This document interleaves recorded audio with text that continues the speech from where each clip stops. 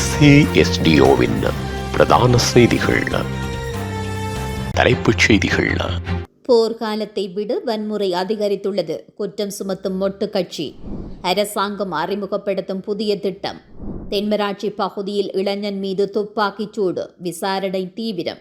ரணில் சஜித் கட்சிகள் சங்கமம் இந்த வருட இறுதிக்குள். ஈழத்தமிழர்களுக்கு நீதி கோரி சுவிஸில் இன்று முக்கிய கூட்டம். தொடர்பன விரிவான செய்திகள். தாயக செய்திகள். போர்க்காலத்தில் தமிழீழ விடுதலை புலிகள் கூட அலுவலகங்களுக்குள் புகுந்து தமது எதிரிகளை கொலை செய்யவில்லை.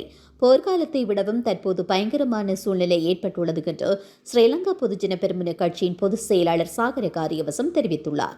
இது தொடர்பில் ஊடகங்களிடம் அவர் கருத்து வெளியிடுகையில், வெலிகம துப்பாக்கிச் சூட்டு சம்பவமானது படு பயங்கரமாகும். தமக்கு பாதுகாப்பு வேண்டுமென்று துப்பாக்கிச் சூட்டிற்கு இலக்காகி உயிரிழந்த தவிசாளர் லசந்த விக்ரமசேகர கோரிக்கை விடுத்திருந்த போதிலும் அது வழங்கப்படாத சூழ்நிலையிலேயே அவர் சுட்டுக் கொல்லப்பட்டார். நாட்டில் 30 வருட காலம் போர் நிலவியது.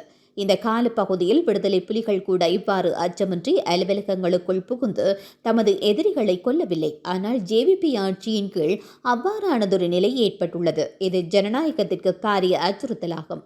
நாட்டை அராஜக நிலைக்கு கொண்டு செல்வதற்காக பாதாள குழு என்ற போர்வையில் தமக்கு தேவையானவற்றை நிறைவேற்றிக் கொள்வதற்கு முயற்சி எடுக்கப்படுகிறதா என்ற சந்தேகம் நாட்டு மக்களுக்கு ஏற்பட்டுள்ளது. மக்கள் நாய் பூனைகள் போல சுட்டுக் கொல்லப்படுவதை அனுமதிக்க முடியாது. பாதாள குழுக்களை ஒடுக்குகிறோம் என்ற போர்வையில் அக்குழுக்கள் பலப்படுத்தப்படுகின்றனவா என்ற சந்தேகம் மக்களுக்கு ஏற்பட்டுள்ளது என்று குறிப்பிட்டார். நெடுந்தூர பேருந்து பயணிகளுக்கு உணவு வழங்கும் வீதியோர உணவகங்களை ஒழுங்குபடுத்தும் திட்டம் ஒன்றை அரசாங்கம் ஆரம்பித்துள்ளதாக போக்குவரத்து மற்றும் நெடுஞ்சாலைகள் பிரதி அமைச்சர் பிரசன்ன குணசேன நாடாளுமன்றில் தெரிவித்தார். அறிமுகப்படுத்தப்பட்டதன் ஒரு பகுதியாக கொழும்பிலிருந்து யாழ்ப்பாணம் வரையிலான புத்தளம் பாதையில் முதலில் இந்த திட்டம் அறிமுகப்படுத்தப்பட்டதாக அவர் குறிப்பிட்டார். நாடாளுமன்ற உறுப்பினர் சேனநாயக்கார எழுப்பிய கேள்விக்கு பதிலளித்த பிரதி அமைச்சர், இலங்கை போக்குவரத்து சபைக்கு சொந்தமான நெடுந்துர பேருந்துகள் நிறுத்தப்படும் 73 உணவகங்கள் அடையாளம் காணப்பட்டதாக தெரிவித்தார். கொழும்பிலிருந்து யாழ்ப்பாணம் செல்லும் புத்தளம் பாதையில் 14 உணவகங்களும், ஹைலெவல் வீதியில் 19 உணவகங்களும் அடையாளம் காணப்பட்டுள்ளன. கூட்டுகால அட்டவணையை அறிமுகப்படுத்தும் போது ஏனைய பகுதிகளிலும் உணவகங்களை அடையாளம் காணப்படும் என்றும் அவர் கூறினார். தனியார் பேருந்துகளுக்கு உணவு வழங்கும் உணவகங்களையும் அடையாளம் காண நடவடிக்கை எடுக்கப்படும் என்று பிரதியமைச்சர் குறிப்பிட்டார். சம்பந்தப்பட்ட சுகாதார வைத்திய அதிகாரி பிரிவுகளின் பொது சுகாதார பரிசோதகர்களின் மேற்பார்வை மற்றும் வழிகாட்டுதலின் கீழ் இந்த ஒழுங்குபடுத்தும் செயல்முறை மேற்கொள்ளப்படும் என்றும் அவர் கூறினார். யாழ் தென்மராட்சி கச்சாய் துறைமுக பகுதியில் போலீசார் மேற்கொண்ட துப்பாக்கிச் சூட்டில் இளைஞர் ஒருவர் படுகாயமடைந்துள்ளார். இந்த சம்பவம் நேற்று இரவு 7:30 மணி அளவில் இடம்பெற்றுள்ளது. தென்மராட்சி கெட்பேலி பகுதியில் சட்டவிரோதமாக அகழ்ந்த மணலை ஏற்றி வந்த உளவு இயந்திரத்தை கச்சாய் துறைமுக பகுதியில் போலீசார் இடைமறித்தனர். இதன்போது போலீசாரின் கட்டளையை மீறி பயணித்த உளவு இயந்திரத்தின் மீது துப்பாக்கிச் சூடு நடாத்தப்பட்டுள்ளது. இதன்போது உளவு இயந்திரத்தின் சாரதி படுகாயமடைந்துள்ளார். படுகாயமடைந்த சாரதி சாவகச்சேரி ஆதார வைத்தியசாலையில் அனுமதிக்கப்பட்டு மேலதிக சிகிச்சைக்காக யாழ் போதனா வைத்தியசாலைக்கு மாற்றப்பட்டார். இந்த சம்பவத்தில் கொடிகாமத்தை சேர்ந்த 20 வயதான மாணிக்க வாசகர் மதுசன் என்ற இளைஞனை படுகாயமடைந்துள்ளார். இந்த சம்பவம் தொடர்பான மேலதிக விசாரணைகள் கொடிகாமம் போலீசாரினால் மேற்கொள்ளப்படுகிறது.